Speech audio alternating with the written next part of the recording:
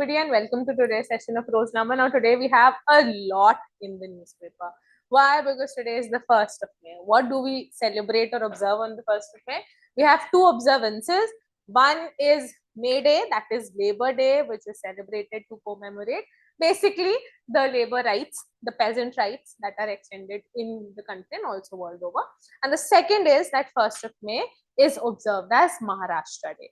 Why? Because on 1st of May 1960, Gujarat and Maharashtra, erstwhile known as the state of Bombay, was bifurcated on linguistic basis, with Gujarati speaking people in Gujarat and Marathi speaking people in Maharashtra. So these are the two observances that happens to be on the 1st of May. Other than that, today is also Buddha Purnima, also known as Vesak, which celebrates three basics of Buddhism, marking the birth of Gautam Buddha, the enlightenment of Gautam Buddha, and also his death. Okay, so these are the three observances for the 1st of May.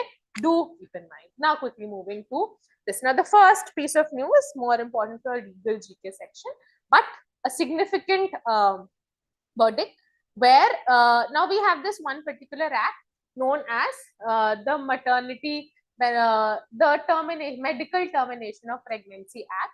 And this Medical Termination of Pregnancy Act was brought in 2021. And as per the provisions of this act, there are certain legalities when it comes to terminating or aborting a pregnancy, that you can't do so beyond 24 weeks of pregnancy. All right. So if somebody is pregnant for more than 24 weeks, then it becomes absolutely non-feasible to undertake an abortion.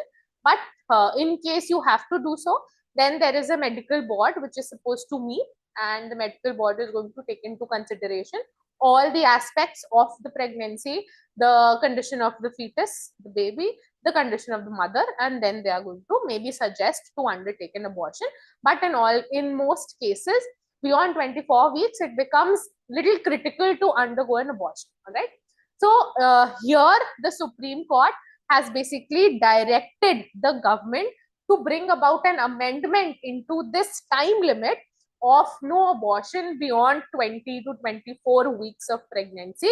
They've said that they must, look into this particular provision, and abortions must be undertaken for women, and especially if they are underage, that is, if they are younger, the child pregnancy, in the sense that below 18 years of age, and such pregnancy has happened because the particular girl is a rape survivor, then in such cases, exceptions must be extended. All right. Now, why did this verdict come about? Is because the Supreme Court was listening to one plea where a 30-week-old pregnancy was to be terminated, and the pregnant person is a 15-year-old girl. So she herself is a child, and therefore the Supreme Court has directed that necessary steps must be undertaken to terminate her pregnancy. Whereas AIIMS, that is All India Institute of Medical Sciences, it recommended against it, saying that it could pose certain threats to future pregnancies or future fertility of the girl child, and therefore they suggested against termination of pregnancy, plus the fetus was big enough, and then they suggested alternative options with things like that maybe the girl can give up the child for adoption later on, etc. The Supreme Court said that the AIIMS can't make a call for the parents and the parents of the child as well as the child. The interests of the child and the parents would be given due recognition here, because she is a victim of rape. So that is why she's a rape survivor. Therefore, the Supreme Court has directed to undertake termination of the pregnant 30-week fetus, and also has directed the government to bring about an amendment in the Medical Termination of Pregnancy Amendment, where due recognition must be given to rape survivors. Okay. All right. So all of this has been covered in various articles in the newspaper. Do go through it. Then the next piece of the news is on the Election Commission of India bringing about a change in the voter IDs now. So previously we had one thing known as the voter ID number, the ECI number, which was specific to each and every person.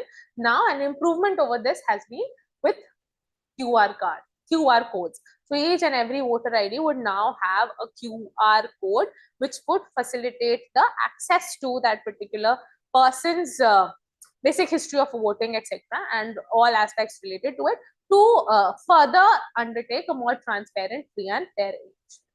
Okay. All right. Then the Prime Minister has unveiled or flagged off a Vande Bharat Express, which connects Jammu Tawi to Srinagar, and this particular Vande Bharat Express is going to reduce the travel time between the two cities to a mere 4 hours, 4 hours between the two cities. All right. So this is a very welcome step, because naturally the time taken was around 6.5 to 7 hours previously. Now the travel time is to reduce to significantly 4 hours, which is a pretty welcome step amongst the people of Jammu and Kashmir as well as the people of India. All right. Then our defense minister is holding a bilateral meet with his Italian counterpart in New Delhi, and it is here that they have basically undertaken an entire ideation of defense cooperation between Italy and India, and also he has highlighted erstwhile or previous operation of India, where basically we did see quite some time during the Operation Sindoor that Donald Trump had continuously issued statements like that it was Donald Trump who has brokered a peace between India and Pakistan, otherwise they were on the verge of a war, etc. So he has highlighted the fact that India halted the attack or halted the war at her own terms, and not because US prompted India to do so or any other country influenced India to do so. This simply highlights the fact that India is very prudent and very independent when it comes to making decisions on her own. All right. Okay. Then we also are going to mark the visit of Vietnamese president to India from 5th to 7th of May. The name of the Vietnamese president is To Lam, and he is to visit India. Do keep in mind. Then the Ministry of Home Affairs has updated citizenship rules and tightened norms for minor children who hold overseas citizens of India passports as well as citizenship. All right. Now, minors were till recently extended this right that they could have dual passports, that is passport of India as well as passport of that respective country. And then when they turn 18 or then they attain the age of majority, then they can decide whether they want to be a citizen of India or they want to become the citizen of whichever country that they're living in. However, this has now been tightened further, and now the government has laid out the rules saying that the overseas citizenship or OCI cards would also be extended only on terms that no dual passports for minors would be given. That is, if they are Indian passport holders and they can't hold the passport for any other country. All right.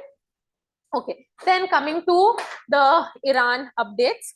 Now, both of them are negotiating. Today is the 1st of May. Today ends the 60-day period of the US president's attack on Iran and his unilateral action on attack in Iran. Now, his war compulsorily has to be agreed upon by a majority in the Congress. If it does not, then the war has to come to an end with or without any conclusive peace agreement between the two countries. All right. So now the Ayatollah and the major bone of contention between Iran and US peace agreement is simply this, that US wants Iran to give up its nuclear ambitions, whereas Iran says that Iran would not give up its nuclear ambitions because it is necessary and critical for the development of Iran and USA's development of Iran's nuclear energy security. All right. So here we see a statement issued by Ayatollah Mujtaba Khamenei saying that his country is going to protect its nuclear and missile capabilities. No other country, specifically the United States of America, can actually dictate us to undertake any such policy reforms. All right. And also Iran has threatened a painful reform if the United States of America attacks Iran. All right. The same piece of news from the Hindu. Do go through it. Then we also see that there was an agreed ceasefire between Israel and Gaza. And in this agreed ceasefire, now Israel has raided Gaza flotilla, which is actually flotilla is a group of boats, and they've raided these Gaza flotilla and kidnapped a number of crew members, which again is now going to maybe breach the ceasefire and could again reinstate the war. Then Lebanon has again said that Israel has undertaken attacks on Lebanon, which has resulted in the killing of 9 people. Then coming to the editorial analysis, now 2 days back, day before yesterday, we did see in the news that Saudi Arabia has exited from OPEC and OPEC plus countries. Now, the decision to exit from OPEC, while being the third largest exporter of oil and just behind Saudi Arabia and Iraq, and the fourth largest producer, Saudi has exited. UAE has exited from OPEC, and the reason that they've actually extended is the difference, the internal rift between UAE and Saudi Arabia and Iran. All right.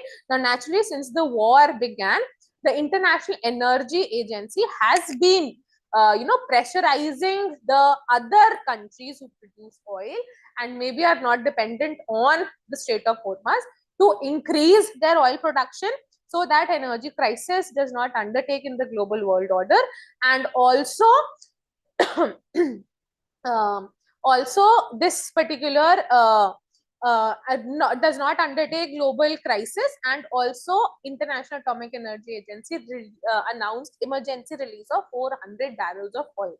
All right. So all of this naturally put on a lot of pressure on UAE, and other than that, they have significant differences amongst themselves in the West Asian region, due to which they have decided to exit it. Do go through it.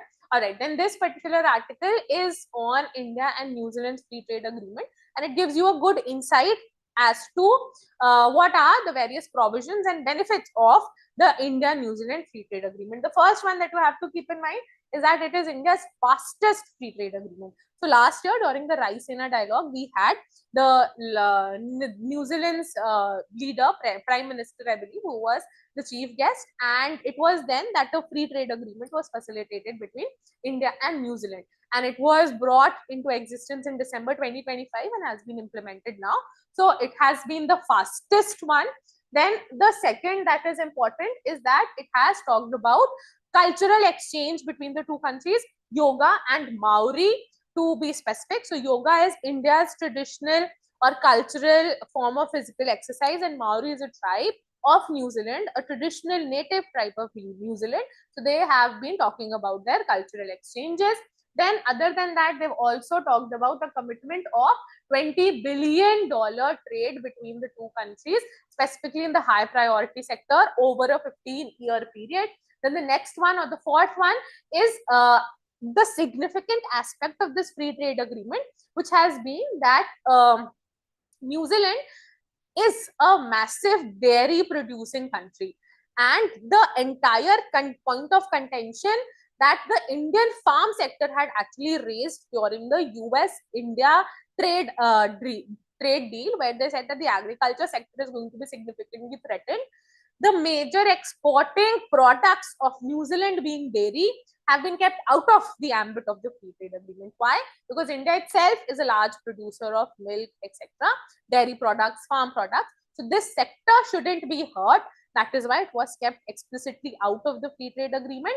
Not only this, the other significant part of this is that New Zealand is going to import Indian dairy products significantly at a lower import duty, but then again, India's farm structure and dairy sector is not going to be affected by this free trade agreement. All right.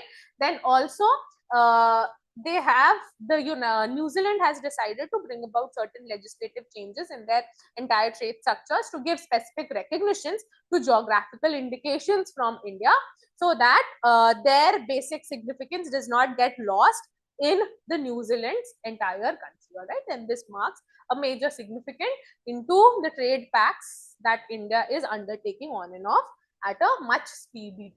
All right, then On May Day, you can just go through this. This basically gives you an entire idea of various labor reforms that have been brought in into India, and very recently the entire labor upheavals that we were seeing in UP, specifically in Noida, etc., where the industrial workers have been protesting against unfair conditions, low wages, etc. So it just gives us a basic idea that we are celebrating May Day, Labor Day, celebrating labor rights and everything. Yet, even after more than 75 years of independence, the labor rights are still not being met effectively. Okay, so do go through this article. All right, then we have the election process being undertaken of the new United Nations chief, that is the Secretary General. So as of now, we have Antonio Guterres, who is presently serving as the Secretary General. He's the 9th Secretary General of the United Nations since its inception. So the term is roughly 5 years, but then it could be renewed once, and mostly all of them, they've served two terms. So that is why we've till now had only 9 Secretary Generals. Now the next one is being chosen. This election of the UN Secretary General is undertaken by the United Nations General Assembly and also the United Nations Security Council. So a significant role is being played by the P5 or the permanent 5 members of Security Council when it comes to election of the United Nations Secretary General. All right. Another thing that you have to keep in mind that this particular Secretary General's election is actually region based, in the sense that it keeps on rotating between the different continents. So this time it is supposed to be from Latin America or Caribbean. So they have 4 candidates. One is Rafael Grossi, the head of International Atomic Energy Agency. One is Rebecca Greenspan, who is the untagged head. Then we also have other heads like Michelle Bachelet and former president of Senegal, Macky Sall. All right. So these are the 4 contenders, and they will be chosen from amongst these 4 contenders. Okay. So I can go through this article. It gives you a good detail into the election of it. Then should the PIL jurisdiction be reconsidered? So this is more important for your legal section. And PIL, or public interest litigation, was introduced in India somewhere in the 1990s, 1970s here. Yes, it introduced in the 1970s. And public interest litigation just seeks to prioritize the sectors of the weaker sections, the vulnerable sections in the society when it comes to filing in cases, and the speed at which, or the priority at which, these cases would be heard in the respective courts. All right. So now they're talking that should we reconsider such a provision, and it is basically an opinion article. So I can go through this. Okay. Then the next is a very interesting article which actually talks about or highlights the importance of unity and diversity in India. All right. So the article stands, the heading of the article is Vibhajit Bharat. Why? Because Maharashtra has brought in a law where they've made it mandatory or compulsory for all the cab drivers or taxi drivers in Maharashtra to compulsorily know and speak in Marathi. So initially it was all these cab drivers had to learn and start communications in Marathi by 1st of May. However, they've extended this deadline to 15th of August. And in case you can't undertake communications in Marathi language, then you will not be extended employment in Maharashtra. Now, a very beautifully written article, it draws our attention to the fact that when you talk about the basic fundamental rights, Article 19 provides us with the fundamental right to reside in any part of the country, settle in any part of any country, and undertake any employment occupation that one wishes to, because you are an Indian citizen and you can travel and settle in any part of the Indian subcontinent as per Article 19, which is a fundamental right, and you can't take away anybody's fundamental right. So now, if you are not extending this right to seek livelihood, profess any employment in and reside in any part of the country as per these rules and regulations, then first you are taking away the fundamental rights of the people. Then coming to the next part of it is that we have 22 recognized languages under 8th schedule of the Constitution. With these 22 recognized languages, this simply implies that each and every person can communicate in any of these 22 languages, which is inclusive of Marathi, Hindi, and other languages. You can't enforce your state's respective languages on such and any one person or anybody for that matter living in that country. Now, the provisions for all of these living in that region, so the provisions of such manners were included in the constitution because we are a country marked with massive diversity, and in spite of this diversity, we stay united together. All right. So do go through it, gives you a good idea. Also talks about the drawbacks of it, that now when we've amended the IPC and the CRPC, we've renamed it Bharatiya Nyaya Sanhita, etc., which is a Hindi terminology, again, not giving due recognition to other languages. Then we've also renamed their sections, etc., in Hindi, again, not giving due recognition to other languages. So that is also something which is incorrect at the part of the central government and also incorrect at the part of the state government. All right. So do go through this article. Okay, then the next is a pro and a con article on Anthropic's mythos. So Anthropic's mythos is a newly developed artificial intelligence model. This model is apparently capable to look into the loopholes and vulnerabilities of the entire IT sector of different countries. And the only problem with this is that it only depends on the ethics of mythos to actually use it or to misuse such information. All right.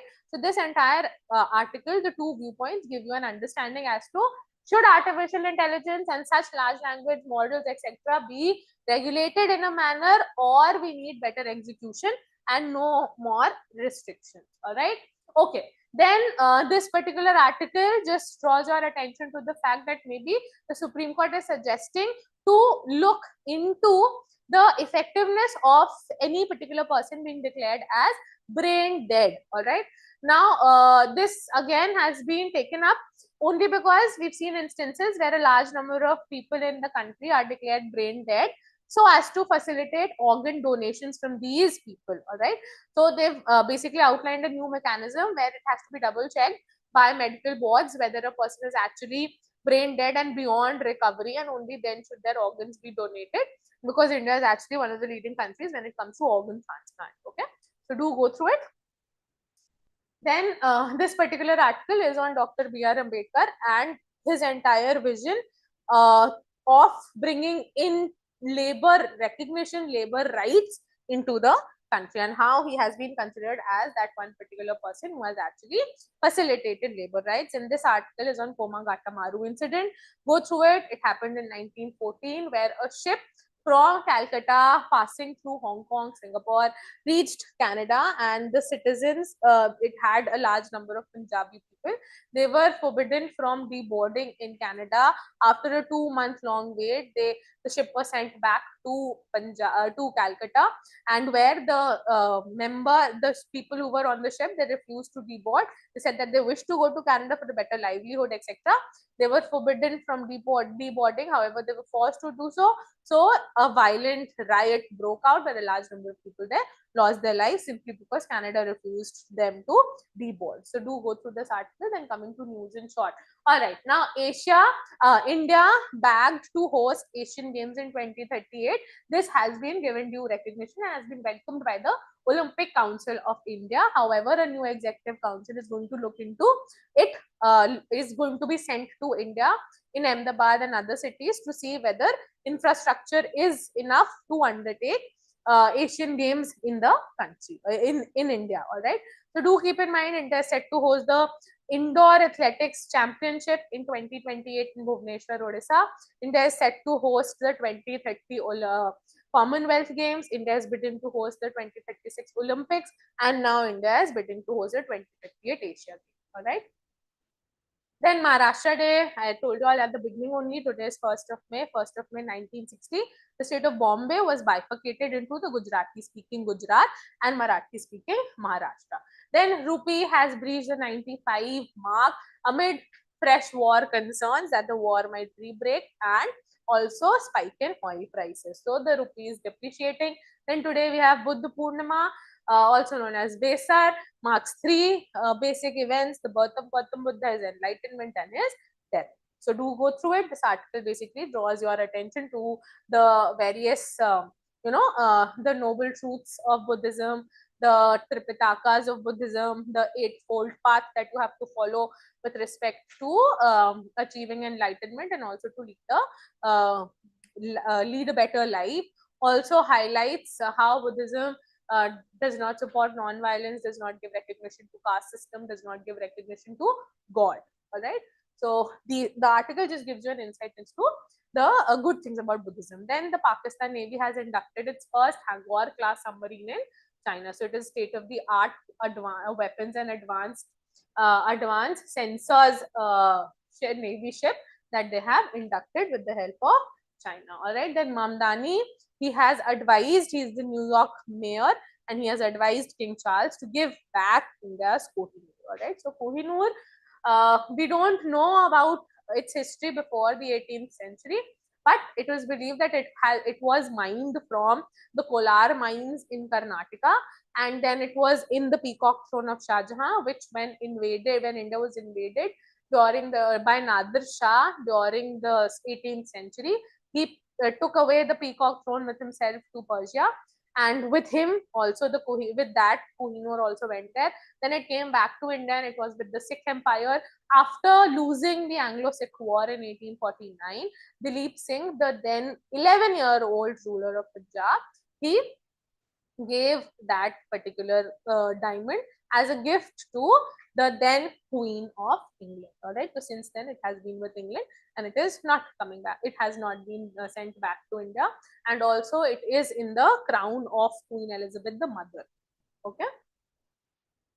All right. Then Aung San Suu Kyi, who was the elected president of Myanmar till 2021, she was ousted from her position through a military coup. Since then, the Myanmar Junta was leading the governance and government in Myanmar. However, they've now elected the former military junta head, Halang, as the president, and he ordered her release and said that commuted her death sentence to further imprisonment, and now she's been released from prison and she will be kept under house arrest. So she's 80-year-old and she was a former Nobel Prize winner. All right, so that was all for today's newspaper analysis. It was much today, but do go through all of it. It is pretty important, and I'll see you all soon in the next.